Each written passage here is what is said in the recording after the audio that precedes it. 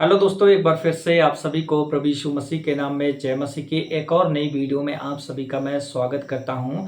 और आज हम यूहन्ना रचित सुसमाचार 9 अध्याय को 1 वचन से लेकर 12 वचन तक मनन करेंगे। इस छोटे से पैराग्राफ में हम एक जन्म के अंधे व्यक्ति के बारे में पढ़ते हैं। कहानी इस प्रकार से शुरू होती है, जब प्रभु यीशु मसीह और उसके चेले जा रहे थे, तब इस जन्म के अंधे व्यक्ति को उन्होंने देखा। चेलों ने प्रभु से पूछा, हे प्रभु, किसने गलती किया था कि यह मनुष्य अंधा पैदा हुआ, इसने या फिर इसके माता पिता ने?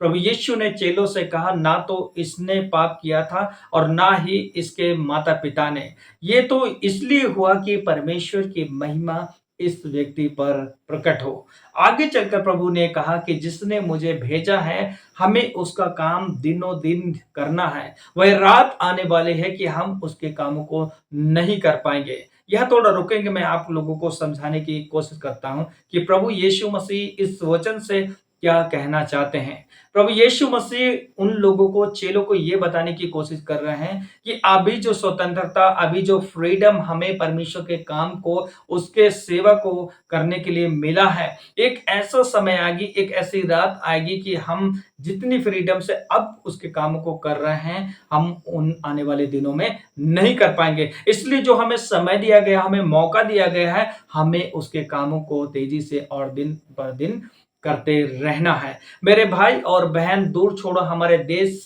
भारत की ही सिचुएशन को लगा लो।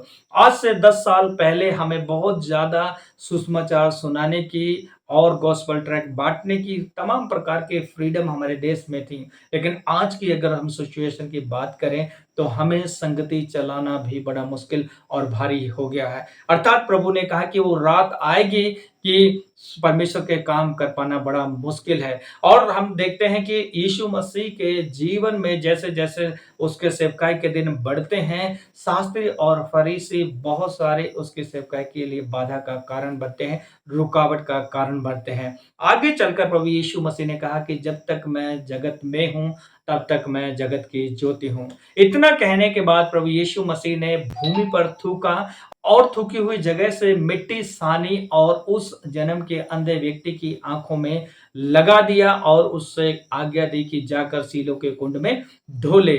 उस अंधा व्यक्ति सीलों के कुंड में जाकर अपनी आंखों को धोया और आज जब वापस लौटा तो वो देखता हुआ लौटा। ये चमत्कार को देखकर उसके पड़ोसी लोग और कुछ लोग ये कहने लगे कि ये तो वही अंधा व्यक्ति है जो किनारे बैठकर भीख को मांगा करता था। कुछ लोगों ने कहा कि नहीं, ये वो व्यक्ति नहीं है, उसी के समान कोई दूसरा है। इस प्रकार से उस व्यक्ति के कारण लोगों के बीच में कन्फ्यूजन पैदा हो गया। और तब उस अंधे व्यक्ति को जो देखने लगा था, उसको बुलाकर पूछा गया कि तेरी आंखें कैसे खुली?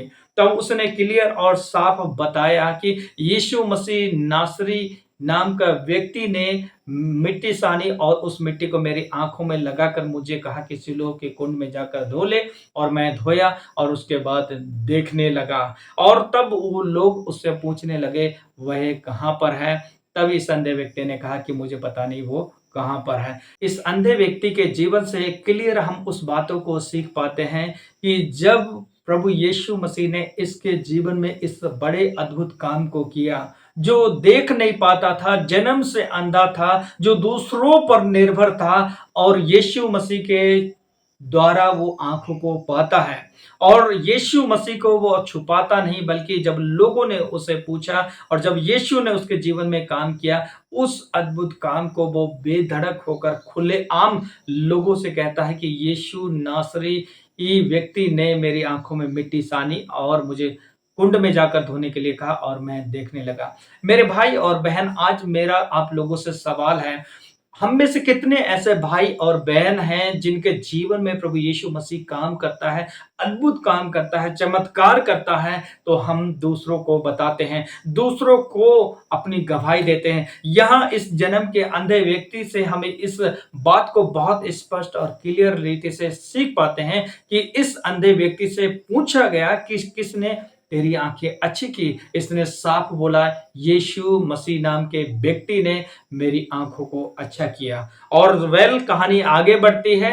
फारिसी लोग इसकी चंगाई के बारे में जांच और पड़ताल करने लगते हैं। क्या कि ये वाकई में अंधा व्यक्ति था या फिर वैसे ही एक रूमर, एक अफवाह फैला दी गई थी। तब उसके माँ बापों को बुलाया गया था कि क्या ये अंधा पैदा हुआ था। उन्होंने साफ और क्लियर बोला कि हाँ, ये अंधा ही पैदा हुआ था और ये अंधा ही था, हमें पता नहीं, हमें मालूम नहीं कि कैसे इसकी आंखें ठीक हो गई। इस प्रकार से उन फरीसियों के सामने इस अंधे व्यक्ति के माँ बापों ने रिस्पॉन्स किया और कहा कि वो खुद सयाना हो गया, आप उससे खुद ही बुलाकर पूछ लें, क्योंकि वो डरते थे क्योंकि कहीं उन्हें आराधनालय से बाहर ना कर दें। फरीसी लोग उस अंधे व्यक्ति को बार-बार बुलाते हैं और बार-बार उससे पूछते हैं और तब वो अंधा व्यक्ति कहता है कि क्या तुम भी उसके चेले बनना चाहते हो?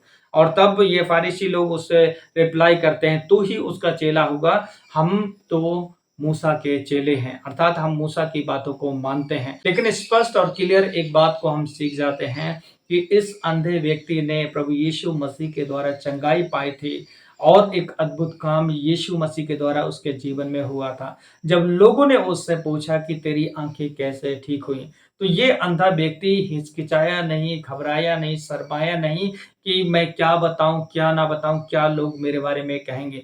उसने क्लियर यीशु मसीह का नाम लिया कि यीशु मसीह नामक व्यक्ति ने मेरी आंखों को अच्छा किया है। मेरे भाई और बहन, आज यीशु मसीह हमारे जीवन में एक नहीं, दो नहीं, हजारों अद्भुत कामों को करता है। जब हमें मौका मिलता है कि हम अपने यार दोस्तों को, फैमिली को, रिलेटिव को, आस पड़ोस को उस मसीह के अद्भुत कामों को बताएं, उस मसीह के अद्भुत चमत्कारों को बताएं, तो कितने लोग इस बात में खड़े रहते हैं और कितने लोग न जाने फेल हो जाते हैं। इसलिए इस व्यक्ति से हमें सीखने की ज़रूरत है। जब कोई हमें हमारी गवाही के बारे में पूछता है, जब कोई हमारे जीवन के बारे में पूछता है, हमें बड़े दिलेरी से उस यीशु के बारे में, उस मसीह के बारे में बताने की ज़रूरत है, ताकि जो काम प्रभु ने हमारे जीवन में किया है, वो उनके जीवनों में हो सके और वो भी यीशु मसीह को जानकर, पहचान कर यीशु मसीह के राज्य में और परमेश्वर की बेटी और बेटा बन जाए। तो निर्णय लें कि जब तक हम जीवन हैं, जब तक प्रभु ने हमें सांसें दी हैं,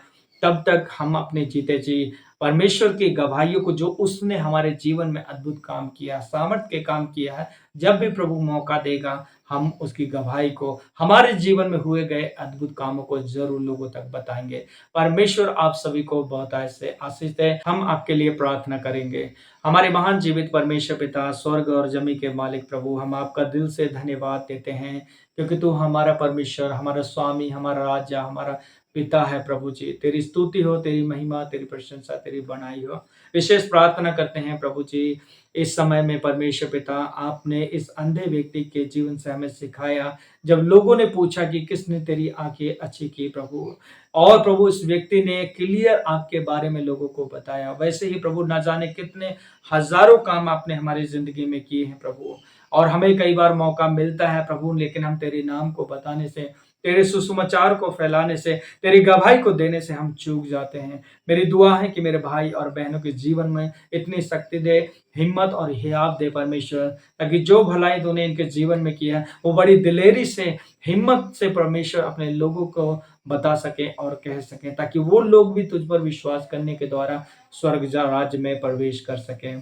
प्यारे प्रभु जी, हम आपका दिल से धन्यवाद करते हैं, क्योंकि तू प्रार्थनाओं को सुनने वाला है। सारी आदर महिमा हम आपको देते हैं, प्रभु यीशु मसीह के नाम से मांगते हैं। आमीन, आमीन। प्रभु आप सभी को बहुतायत से आशीष दे। यदि आपने इस वीडियो के द्वारा कुछ सीखा है, तो अपने यार दोस्तों को जरूर शेयर करें। मिलेंगे अगले नए अध्याय में, तब तक के लिए अपना ढेर सारा ख्याल रखें। प्रभु आप सभी को आशीष दे। जय मसीह की।